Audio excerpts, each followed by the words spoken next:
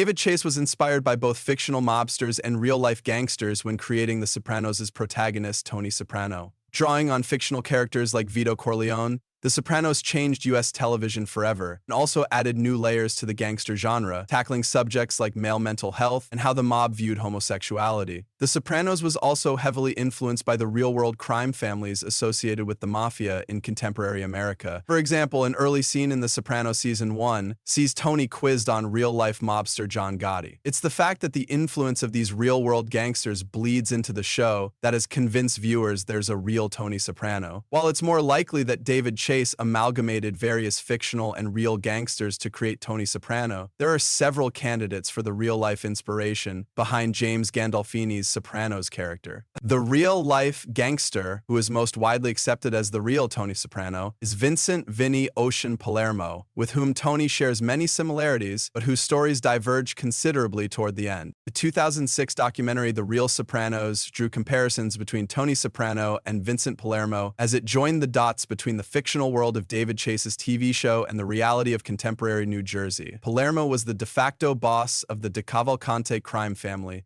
Tony was in charge of the Sopranos crime family. Like Tony Soprano's, Palermo's crime family ran a strip club, which was said to be the inspiration for The Sopranos. Palermo's rise to power also strangely mirrored Tony's own ascent, as seen in The Sopranos Season 1. A joke about the oral sex skills of Uncle Junior spiraled wildly out of control, leading to a Godfather-style hit against Tony Soprano. Both Vincent Palermo and Tony Soprano had to contend with FBI informants in their midst, but their responses to these betrayals varied. When Ralph Guarino, one of Palermo's associates, became an FBI informant, he was able to gather enough evidence to guarantee Vinny's arrest. Faced with prison, Palermo turned state witness, admitting to various murders, planning the death of John D'Amato among others, and implicating members of the Cavalcante family in multiple crimes. Palermo's testimony was so explosive that he and his family were forced to enter the witness protection program. Unlike the real Tony Soprano, James Gandolfini's character never turned state witness, nor did he ever allow himself to be recorded by the various informants sent to gather evidence on him. However, Tony Soprano's fate was potentially worse than Palermo's. After Phil Leotardo ordered the death of Vito Spatafore for being gay,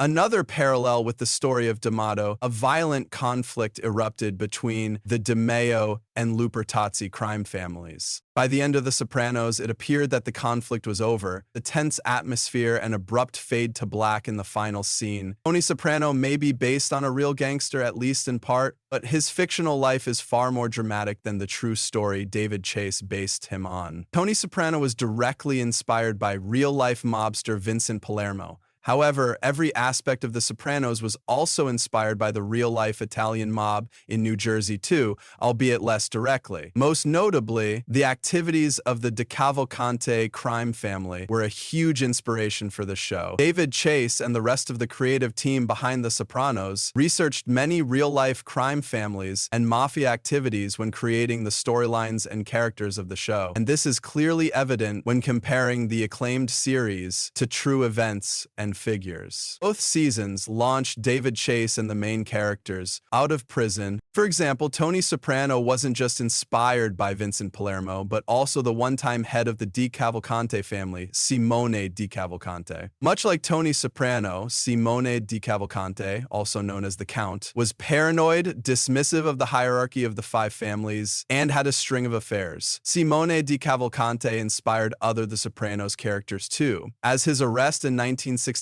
helped inform the incarceration of Ercole DeMeo. Ercole Boot DeMeo is mentioned multiple times in The Sopranos, and while he's not a central figure in Tony's story, he is, much like Simon DeCavalcante, an important historical figure from the earlier years of the mob. However, while Tony Soprano can have direct comparisons drawn to several real-life mobsters, other characters in The Sopranos are less directly inspired by historical figures. The Sopranos uses the true stories of multiple real-life gangsters to create an entirely fictional narrative, borrowing elements from dozens of real-life events and people to create a unique fictional tapestry. There are parallels to be found for almost every character character in The Sopranos to true stories of crime families like the DeCavalcantes and the Boyardos, but only with Tony Soprano himself are the comparisons so clear-cut. Among the various characters in the series, several of them are played by actors who have had various experiences and connections to real-life organized crime in the past. This has helped to solidify the authentic feel of the mob story. Tony Borghese, who had the stage name Tony Darrow, played the character of Larry Borisi in The Sopranos. Larry was a capo in the D'Amelio crime family. He is a soft-spoken and laid-back gangster, though he manages to hold on to his power through many struggles. He also suggests at one point that the organization be run by a committee, but it is declined by the other capos. Larry is last seen on the show being arrested and awaiting a trial. Tony had a father who was in and out of prison throughout his life, and when he was still young, he became friends with John Gotti and Paul Vario. Vario was the son of a local mobster in Brooklyn and helped Borghese get a job in a nightclub. In 2011, Tony Borghese was arrested for allegedly hiring members of the Gambino family to beat a man who owed him a debt. Tony Borghese eventually pleaded guilty and was originally sentenced to 3 years in prison, but instead was sentenced to 6 years of house arrest and